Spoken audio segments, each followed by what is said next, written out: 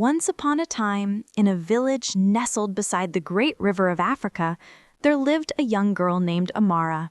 She was known throughout the village for her kind heart and curious spirit.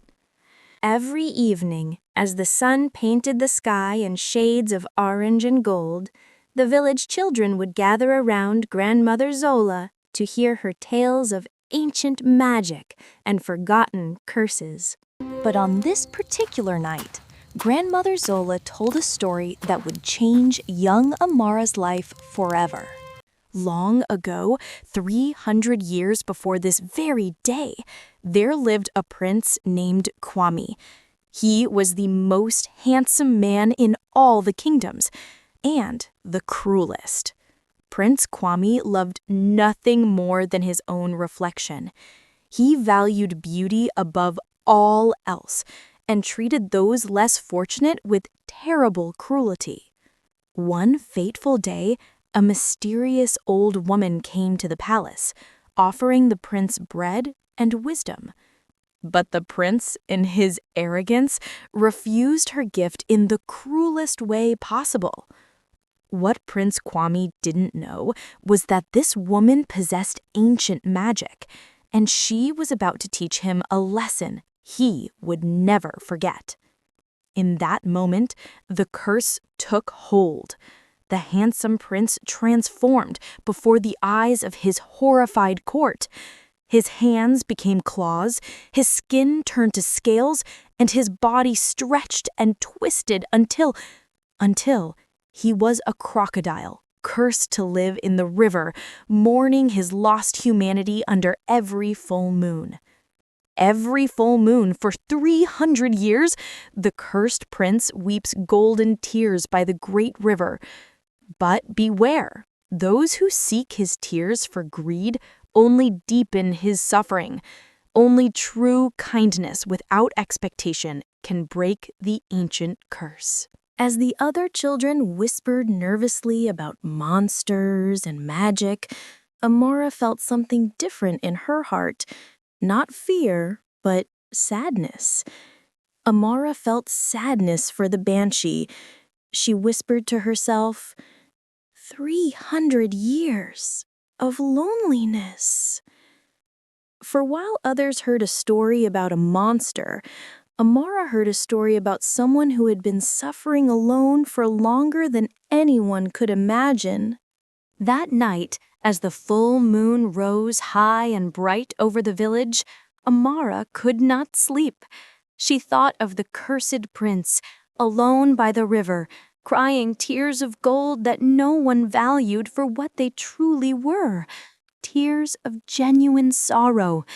And so, while her mother slept peacefully nearby, young Amara made a brave decision. Amara, softly to herself, "He's out there right now, crying alone." Into the night she went, her bare feet padding softly on the earth, her heart beating with both fear and determination. She runs down the village path, past sleeping huts. Through the village she ran, past the sleeping huts of her neighbors. At the village edge, she paused for just a moment. Amara looks back at her village, looking back at the safety of her home. But the thought of someone suffering alone for 300 years gave her courage. Amara, determined whisper, "I have to know if it's true."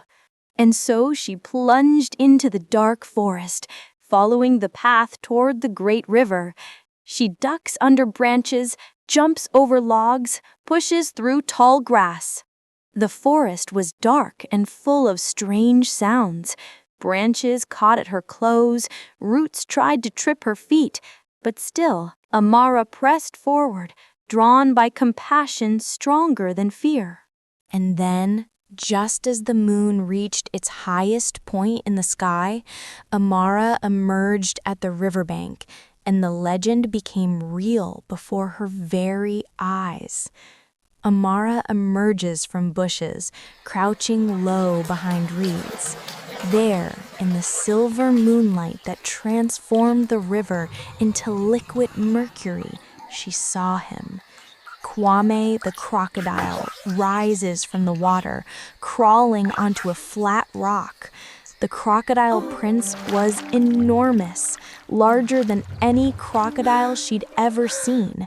His emerald scales shimmered with an otherworldly glow in the moonlight, and as Amara watched, barely breathing, he lifted his ancient head to the moon and wept. One by one, his tears fell, and as each tear dropped through the moonlight, it transformed from clear water into pure, gleaming gold. The golden tears splash onto the rock and harden into golden nuggets. Each tear struck the rock and became solid gold, a treasure beyond imagination. But these were not tears of joy or pride. These were the tears of the deepest sorrow that Amara had ever witnessed. The great crocodile's entire body trembled with grief of 300 years, 300 lonely full moons, crying for a humanity he thought he'd never regain. But Amara, moved by such deep sadness, let out a small gasp. And in the silence of that moonlit night, even the smallest sound echoed like thunder. Kwame's head whips around, his eyes lock onto her. The crocodile prince heard her, and in that moment, terror seized Amara's heart. No, no, no! She scrambled backward, certain that she was about to become a crocodile's midnight meal. But then, wait, please, don't run. I won't harm you. Something impossible happened. The crocodile spoke, not in growls or hisses, but in clear, gentle words. And so it was that Amara, trembling against a tree, came face to face with a legend. Amara presses her back against a tree trunk, staring at Kwame. But as she looked into his ancient eyes, she saw something that surprised her. Not hunger, not anger, but sadness, and intelligence, and hope. Kwame lowers his body submissively, backing into shallow water. Kwame, I know you're frightened. I would be too, if I saw this. The crocodile made himself small, non-threatening, as if he feared frightening her more than she feared him. Amara, you can speak? I was human once. My voice is all that remains of Prince Kwame of the River Kingdom. And so, under the watching moon, the crocodile prince told his story. Amara takes small steps forward, drawn by his voice. Kwame, 300 years ago, I was heir to greatness, but I was vain, cruel, heartless. As he spoke, the river itself seemed to remember, showing Amara visions of the past in its rippling surface. Images appear, young Kwame's cruelty, the curse being cast. Kwame, a wise woman offered me bread and wisdom. I threw both in her face. She cursed me to live as the monster I'd become inside. Amara watched the story unfold in the water, a story of pride, cruelty, and a curse that fit the crime perfectly. Amara kneels by the water's edge. Kwame, every full moon I weep golden tears, proof that even cursed I still feel. But they tempt every human who finds me. His voice cracked with the weight of centuries. Kwame continued. Century after century, people see only the gold, never the suffering, never me. And in that moment, Amara understood something profound. The golden tears weren't a treasure, they were a test that hundreds of people had failed before her. Amara looked at the golden tears on the rock, then back at Kwame. She reached toward a tear, hesitates, pulls her hand back. The golden tears gleamed before her, enough wealth to change her family's life forever. Her hand reached out, drawn by their beauty, but then she walks closer to Kwame instead, ignoring the treasure. She chose differently. Kwame, shocked. You're not taking them? Amara, simply, you've been alone for 300 years. That's the cruelest punishment I can imagine. For the first time in 300 years, someone had chosen compassion over gold. Kwame the crocodile felt something he hadn't felt in centuries: hope. But their moment of connection was about to be shattered. By greed. Jabari the trader bursts through foliage with 2 hired men carrying nets and ropes. For Amara and Kwame were not alone. A greedy merchant named Jabari had followed the young girl, hoping she would lead him to the legendary golden tears. Jabari, triumphant laugh. "The legend is true! Golden tears! I'll be rich!" And unlike Amara, Jabari saw only treasure, not suffering. He rushes toward the rock, scooping up golden nuggets. He stuffed his pockets with the golden tears, his eyes wild with greed, and then he saw the source of even greater wealth. Jabari, to his men, "The crocodile, capture it! It's a fortune in tears every full moon!" Jabari wanted more than just one night's tears. He wanted to own the crocodile prince himself, to force him to weep gold forever. Amara jumps between them. "No! Stop!"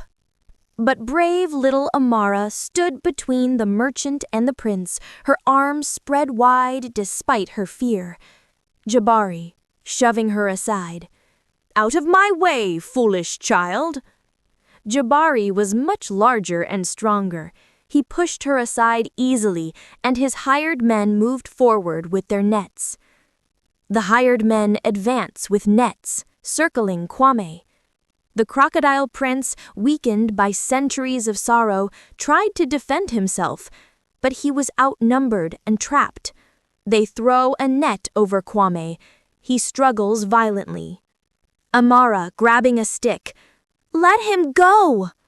Jabari, grabbing her arm. "Stupid girl! Why would you protect a monster?" "He's not a monster. You are." And in that moment, young Amara spoke a truth that echoed across the water. Sometimes the real monsters look like ordinary people. But Amara was not done fighting. Amara bites Jabari's hand. He releases her. She bit down hard on the merchant's hand, and the moment he released her, Amara dives into the water.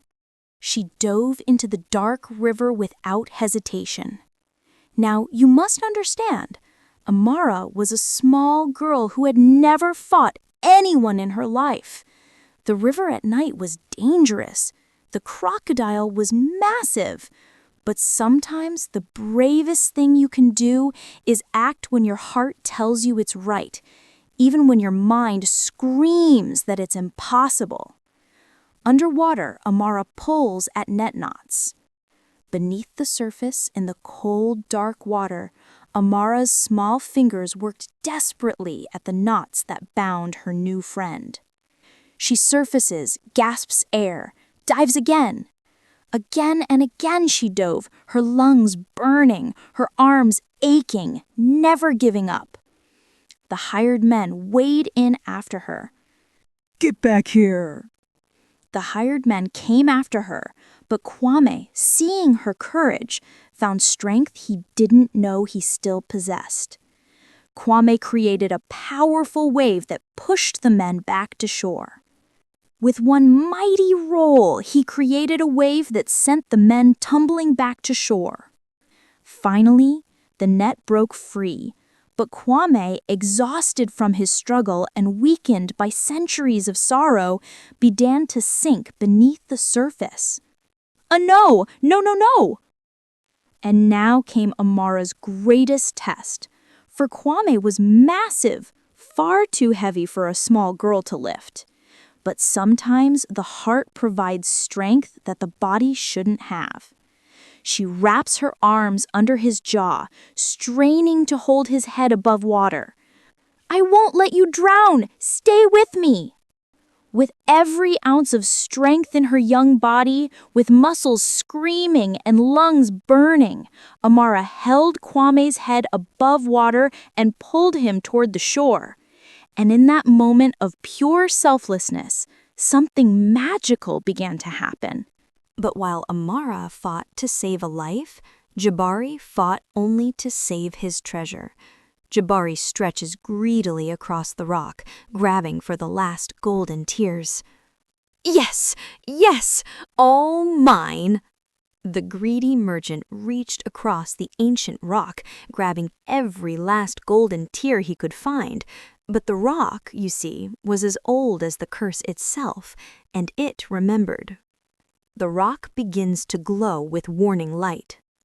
It began to glow with angry, pulsing light, a warning that Jabari, blinded by greed, completely ignored. "Fortune, power, I'll be a king!" And so the ancient magic taught him the same lesson it had taught Prince Kwame 300 years before, that some things cannot be taken by force. The rock suddenly tilts violently. Jabari slips, his pouch flies open. The rock tilted beneath him, and in one terrible instant, golden tears scatter and splash into the river. Jabari, horrified, scream, "No!" Every golden tear he'd collected fell into the river. The golden tears sink, dissolving into golden light. But they didn't sink to the bottom where he could retrieve them. Oh no. One by one they dissolved into golden light and disappeared, returning to the magic from which they came. Jabari dives desperately, grasping at nothing. Jabari dove after them, his hands closing on empty water, his fortune vanishing before his eyes. His men pull him from the water. "Hired man number 1, boss, they're gone! The magic took them back!" And so greed received its reward, nothing but wet clothes and bitter regret. Jabari and his men fled into the jungle. The merchant and his men fled into the jungle, leaving behind the greatest treasure they never understood, the chance to witness true magic. Meanwhile, on the muddy shore, Amara collapsed beside Kwame, both of them exhausted beyond measure. Amara drags Kwame to shore, collapsing beside him. She had done it. Against impossible odds, she had saved him. She rolls toward him, placing her hand gently on his scaled snout. "Amara, we made it." And as she placed her small hand upon his ancient snout, something miraculous occurred. A single, clear tear forms in Kwame's eye. For the first time in 300 years, the Crocodile Prince's tear did not turn to gold. Amara, noticing, wondering, "Your tear, it's not golden anymore." Kwame, voice filled with emotion, "You risked everything, expected nothing. The curse, it's breaking." For you see, the curse could only be broken by an act of pure kindness, kindness that expected no reward. And that's exactly what Amara had given. The clear tear falls onto Amara's hand. Brilliant light erupts. When that single, clear tear touched Amara's hand, 300 years of dark magic shattered like glass. Kwame's body begins to glow, transforming within the light. Light exploded from the crocodile prince, silver and gold, bright as the sun, pure as moonlight. Amara, shielding eyes. Kwame! Amara shielded her eyes as the transformation began. Scales faded to skin, claws became fingers, a tail retracted into legs. The light pulses 3 times. 3 times the light pulsed, once for his body, once for his spirit, and once for his heart. The light exploded outward in a shockwave that rippled across the water and up to the very moon itself. The light gradually faded. As dawn broke over the great river, painting the sky in shades of pink and gold, a miracle lay upon the shore. Kwame, restored, lies on the shore gasping, touching his human hands. Where once a crocodile had been, now there was a man. Kwame, hands! I have hands! Prince Kwame, no longer cursed, no longer a crocodile, touched his human hands as if they were the greatest treasure in all the world. He touches his face, tears streaming down his cheeks. Kwame, I'm human again! I'm human again! Tears streamed down his face, but these were tears of joy, not sorrow, and they were as clear as water, as they should be. He tries to stand, wobbles, falls to his knees. He tried to stand on legs that hadn't walked in 300 years, and he stumbled like a newborn foal. Amara, rushing to his side. Careful!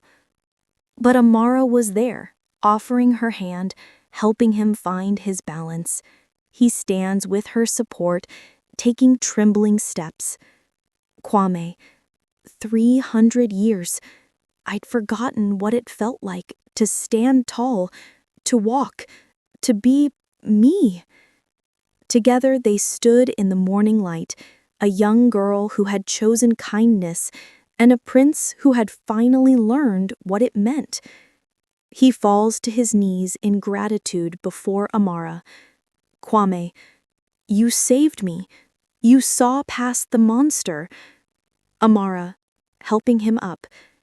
You were never a monster, just someone who needed kindness. And in that simple exchange, a profound truth was spoken. Sometimes we're all just waiting for someone to see past our surface to the person within. The sun rises fully. Kwame turns toward it. Kwame, overcome with emotion. Warm. The sun is warm. For the first time in 3 centuries, Prince Kwame felt the warmth of the sun on human skin. Amara, come on, let's go home. And so, as morning birds sang their songs and the river flowed gently by, Amara led her new friend toward a life he thought he'd lost forever. And so they returned to the village, a girl who had left as a child and returned as a hero, and a prince who had left as a monster and returned as a man. Amara and Kwame walk toward the village. Villagers emerge, staring. The villagers gathered in wonder, unable to believe their eyes. Villager number 1. Who is that with Amara? Where did he come from? But Grandmother Zola, who had told the tale so many times, recognized the truth immediately. Grandmother Zola, Avast! The curse! Broken at last! She opened her arms in welcome, and the village followed her example, for that's what kindness does. It spreads from one heart to another. Children rush forward, circling Kwame. Are you really the crocodile prince? Were you scary? Kwame kneels to their level. I was scary, and I was cruel before that, but I've learned that kindness is the greatest strength.